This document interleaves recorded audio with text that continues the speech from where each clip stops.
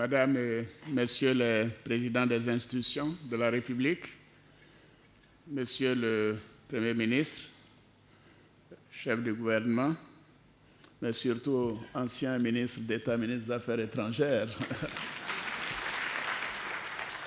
Mesdames, Messieurs les ministres, Mesdames et Messieurs les membres du corps diplomatique accrédité en Côte d'Ivoire, Mesdames et Messieurs les membres de la grande famille de la diplomatie ivoirienne, Mesdames et Messieurs, chers amis de la Côte d'Ivoire, je vous invite à bien vouloir observer une minute de silence, si vous voulez bien vous lever, à la mémoire de notre frère Claude Becquet, secrétaire général du ministère des Affaires étrangères, qui nous a quittés il y a quelques jours, et bien sûr aussi à la mémoire de tous les diplomates qui nous ont quittés ces derniers temps. Je vous remercie. Merci à tous. Dans son intervention tout à l'heure, Monsieur le ministre des Affaires étrangères a rendu hommage, un hommage mérité, à l'ambassadeur Becquet, un grand serviteur de l'État. Je voudrais à mon tour non seulement exprimer ma compassion à la famille de notre frère, mais également à la grande famille de la diplomatie ivoirienne.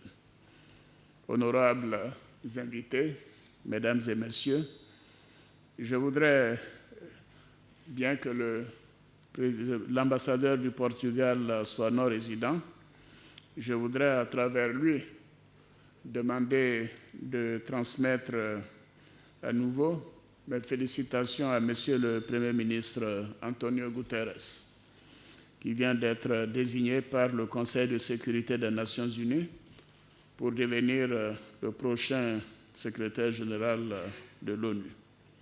Bien évidemment, quand nous étions à New York, nous avons rendu un hommage appuyé à notre ami, le secrétaire général Ban Ki-moon. Je voudrais exprimer au secrétaire général désigné nos vœux de réussite et l'assurer du soutien de la Côte d'Ivoire à l'occasion de l'élection à l'Assemblée générale des Nations unies. Et bien évidemment, nous souhaitons que cette élection se fasse par acclamation.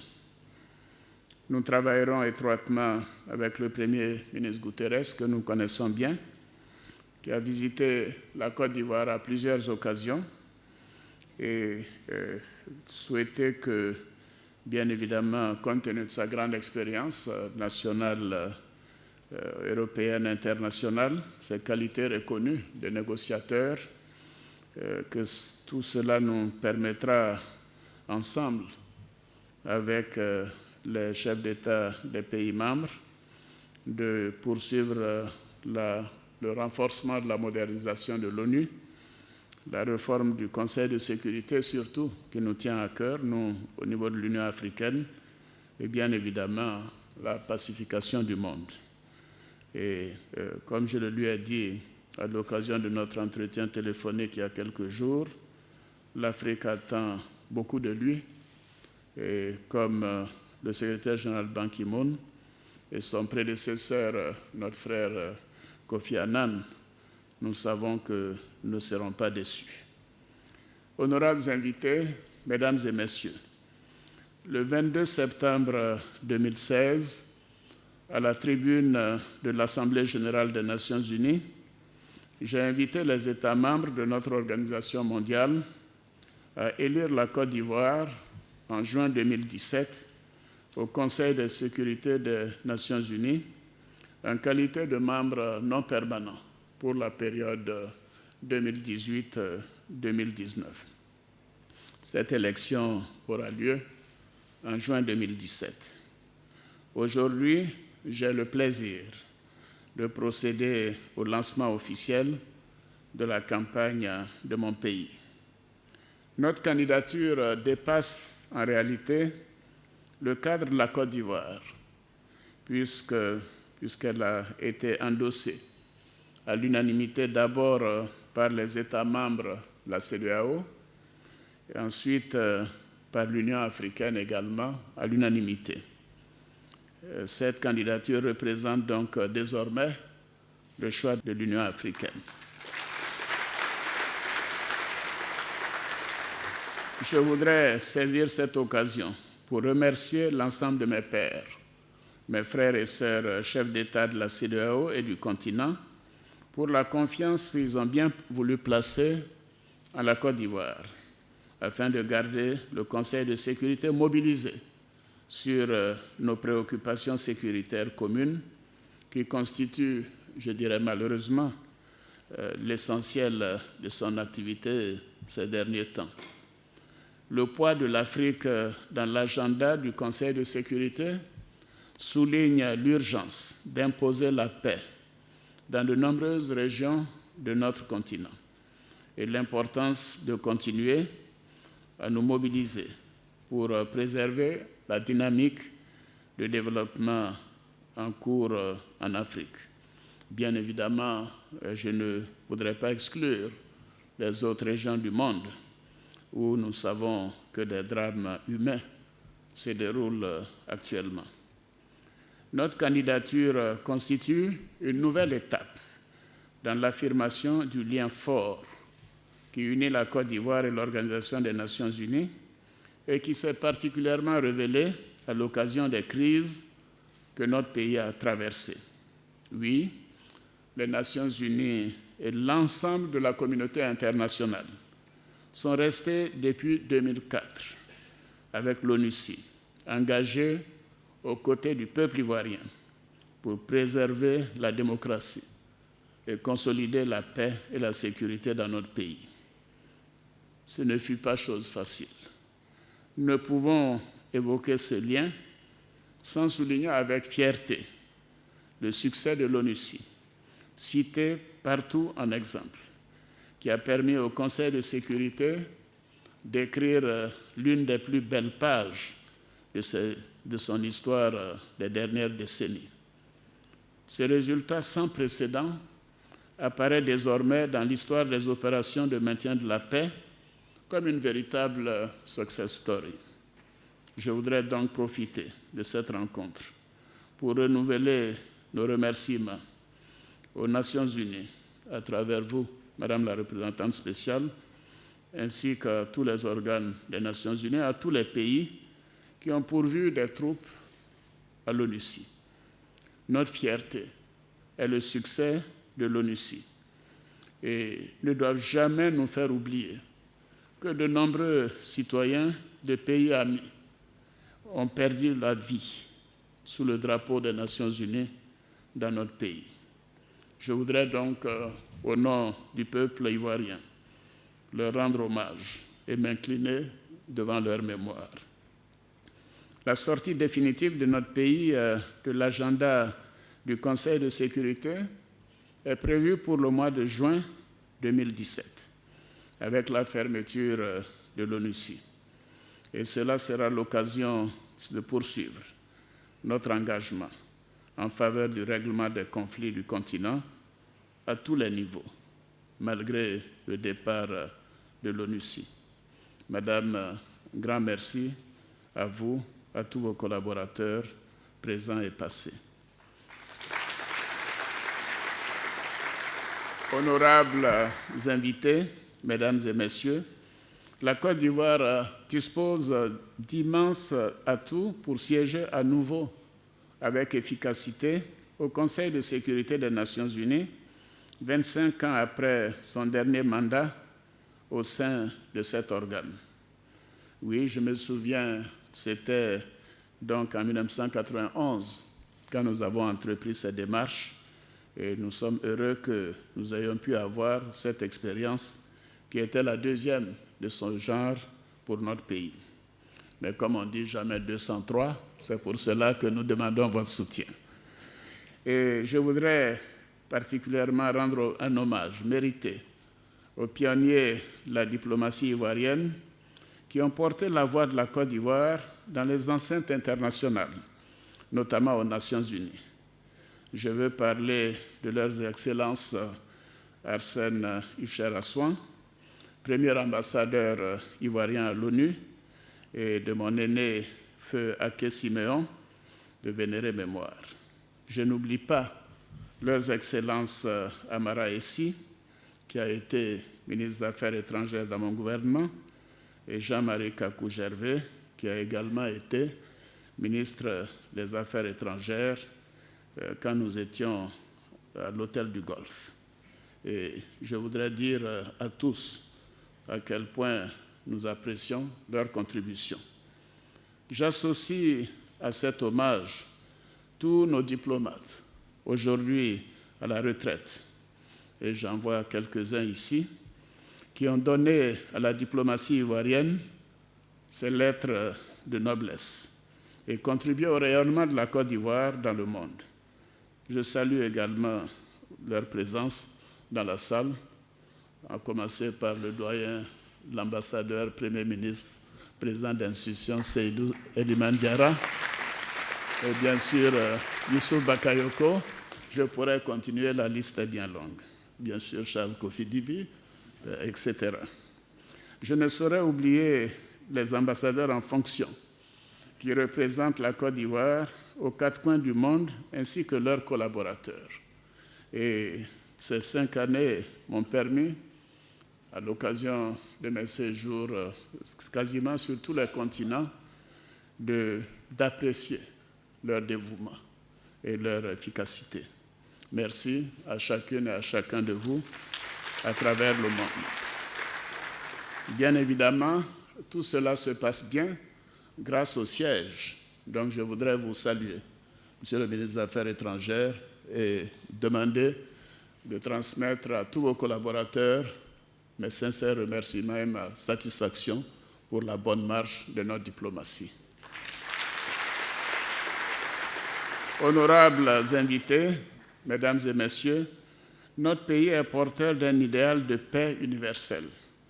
Grâce à la vision de notre premier président, le président Félix Houphouët-Boigny, dans laquelle, comme vous le savez, je m'inscris entièrement. Le monde entier connaît en effet les valeurs humanistes véhiculées par le prix Félix Houphouët-Boigny pour la recherche de la paix de l'UNESCO, qui a honoré les plus grandes figures de notre époque. On peut citer, sans être exhaustif, Nelson Mandela, Yasser Arafat, Shimon Peres, j'étais à ses funérailles il y a quelques semaines, le cardinal Roger Echagaré et Mustafa Serik, le grand mufti de Bosnie. On peut également citer la Fondation Félix Houphouët-Boigny pour la recherche de la paix, dont la notoriété fait l'unanimité.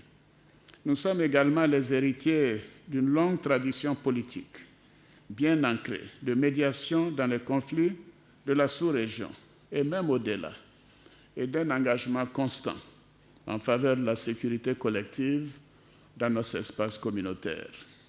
Ainsi, nous pouvons affirmer que depuis ses premiers pas sur la scène internationale, la Côte d'Ivoire a toujours accompagné le Conseil de sécurité dans ses efforts de paix, en jouant un rôle actif, souvent discret, dans la prévention des conflits et le règlement pacifique des différends.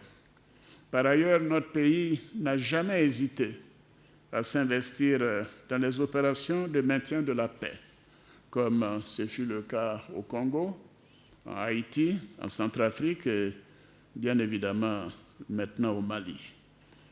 Honorables invités, Mesdames et Messieurs, notre pays veut et doit poursuivre son engagement en faveur de la paix, en apportant sa contribution aux décisions du Conseil de sécurité des Nations unies. C'est tout le sens du nouveau mandat de membres non permanents que nous sollicitons auprès de vos pays. Tirant la leçon de notre histoire, nous voulons, dans ce cadre, aider à notre tour d'autres peuples à retrouver la paix en s'inspirant de notre cheminement, de notre récente histoire. Nous voulons partager cette expérience en matière de sortie de crise, de maintien de la paix et de processus de désarmement de démobilisation et de réinsertion, le DDR. Cela contribuera à renforcer durablement l'efficacité des Nations unies sur d'autres terrains en conflit. Notre expérience de collaboration réussie avec l'ONUCI peut contribuer à faire évoluer fondamentalement les opérations de maintien de la paix. La Côte d'Ivoire ambitionne pour cela de prendre activement part à la réussite de ces opérations de maintien de la paix et de gestion post-conflit, qui représentent pour de nombreux peuples en zone de conflit l'unique espoir de retrouver la paix et, je dirais, surtout la dignité. Nous en avons, j'en suis certain, les capacités et surtout, nous avons la volonté politique de le faire. En effet, grâce à la montée en puissance de notre armée et de nos forces de sécurité, notre pays se propose de fournir au casque bleu de plus en plus de troupes aux Nations unies et de renouer ainsi avec son passé de pays contributeur de troupes. Honorables invités, mesdames et messieurs, chers diplomates, chers amis, en 2018, le monde et l'agenda du Conseil de sécurité présenteront certainement de nouveaux défis et de nouveaux enjeux pour la paix et la sécurité dans le monde. Compte tenu des violences auxquelles nos pays sont déjà confrontés et afin d'épargner à notre siècle de nouvelles tragédies humanitaires, la Côte d'Ivoire entend porter la voie de la prévention, car c'est par là qu'il faut commencer. Il s'agira pour mon pays d'inviter le Conseil de sécurité à se pencher sur les facteurs qui pourraient engendrer les conflits de demain et les moyens à même de prévenir leur apparition ou d'en gérer les effets. Il ne faut pas attendre que la crise se produise. Je reste convaincu que le Conseil de sécurité des Nations unies doit être principalement l'organe au sein duquel les décisions courageuses doivent être prises pour éviter à nos peuples et à nos États, surtout les plus fragiles, les conflits et les guerres, avec leur lot de détresse et de souffrance. Et nous en avons vécu l'expérience. C'est également au sein du Conseil de sécurité que le monde doit organiser la riposte collective contre le terrorisme. La Côte d'Ivoire ira au Conseil de sécurité pour rappeler au monde que nous ne devons pas faillir dans notre lutte contre le terrorisme, qui a endeuillé tant de pays, et que l'Afrique, qui n'est pas épargnée, comme nous le savons, par ce fléau, attend un soutien encore plus important des grandes puissances. Et je voudrais profiter de cette opportunité pour saluer l'action de la France, pour l'action au Mali, car nous savons à quel point cela nous a évité une crise encore plus aiguë sur toute l'Afrique de l'Ouest. Honorables invités, mesdames et messieurs, la Côte d'Ivoire a vocation à bâtir la paix, à donner vie aux valeurs que nous avons gravées dans la Charte des Nations unies. Ces valeurs, nous les avons affirmées dans le projet de notre nouvelle Constitution, qui vient d'être votée ce jour par l'Assemblée nationale.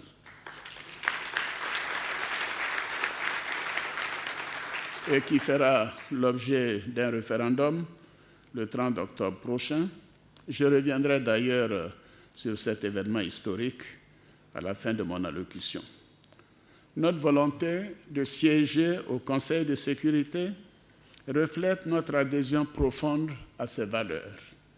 Elle répond à notre souci de partager avec la communauté internationale notre expérience en matière de sortie de crise et maintenant de maintien de la paix. Elle traduit aussi notre engagement à faire progresser la paix partout où les peuples en sont privés.